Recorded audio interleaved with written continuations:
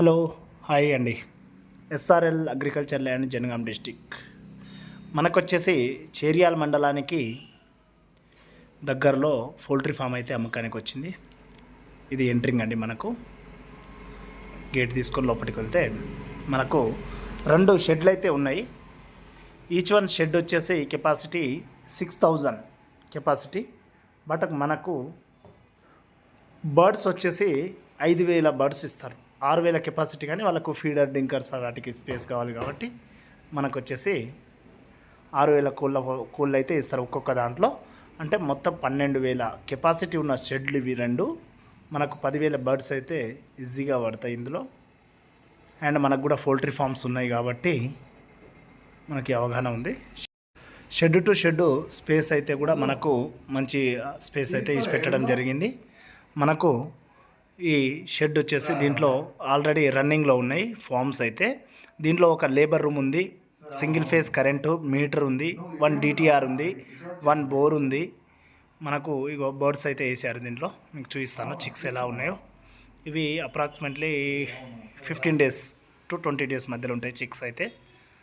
మనకు షెడ్ అయితే చాలా నీట్గా కన్స్ట్రక్షన్ చేశారండి, చాలా బాగుంది. జస్ట్ 1.5 year ఈ స్తంభం టు స్తంభం కూడా మనం చూడవచ్చు, చాలా మంచిగా వేశారు స్తంభాలు కూడా, పిల్లర్లు మీన్స్. సో మనకు ఆ లాస్ట్ చివర్లో లేబర్ రూమ్ ఉంటుంది. అండ్ వాటర్ ట్యాంక్కి సపరేట్గా మనకు పిల్లర్లు వేసేసారు. అండ్ మనకు ఒక మంచి హైట్లో, అంటే గ్రౌండ్ లెవెల్ కంటే ఒక 2 మెట్లు వచ్చేటట్టు మంచి హైట్లో కట్టారు. చాలా బాగుంది. కన్స్ట్రక్షన్కి వచ్చేసే కాస్టే మనకు 35 లక్షలు అవుతుందండి. ఇది సింపుల్గా లేబర్ రూమ్తోని ఇవన్నీ కంప్లీట్గా ఈ మెటీరియల్తో కావాలంటే మనకు కన్స్ట్రక్షన్ కాస్ట్ వచ్చేసి 35 lakhs ఉంటుంది. ఇక్కడ ఫర్ ఎకర్ ల్యాండ్ కాస్ట్ వచ్చేసి 30 lakhs ఉంది.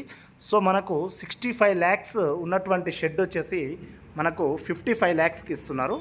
దీనిలో ఇన్కమ్ వచ్చేసి మనకు ఫర్ మంత్ అయితే 2 షెడ్లకు కలిపేసి మనకు 1,60,000 నుంచి 2 లక్షల మధ్యలో వస్తుంది ఇన్కము.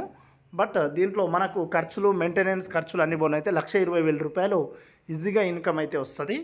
ఇది ఎవరన్నా సైడ్ బిజినెస్ కింద తీసుకోవాలి, ఒక అగ్రికల్చర్ ల్యాండ్ ఉండాలి, ఒక ఫామ్ ఉండాలి, పోతే పోనీ ఒక 60 లక్షలు ఏముంది, 55 లక్షలు అయిపోతుంది కదా. దీని చుట్టూ చెట్లు పెట్టుకొని మనకి ఏదైనా సైడ్ ఇన్కమ్తో పాటు అగ్రికల్చర్ ల్యాండ్ 1 acre ఉండడం వల్ల మీకు రైతు బంధు, రైతు బీమా అవన్నీ వస్తాయి. కానీ ఇక్కడ నాలా కన్వర్షన్ అయి ఉంది కొంత ల్యాండ్ దీంట్లో. సో ఇంకా కొంత మాత్రం రైతు బంధు అవి పడతాయి, మిగిలిన వాటికి మాత్రం పడదు దీంట్లో. ఎందుకంటే ఇది నాలా కన్వర్షన్ అంటే మనకు పౌల్ట్రీకి పర్మిషన్ ఇచ్చేసారు కదా, కన్స్ట్రక్షన్ అనేది జరిగిపోయింది కాబట్టి.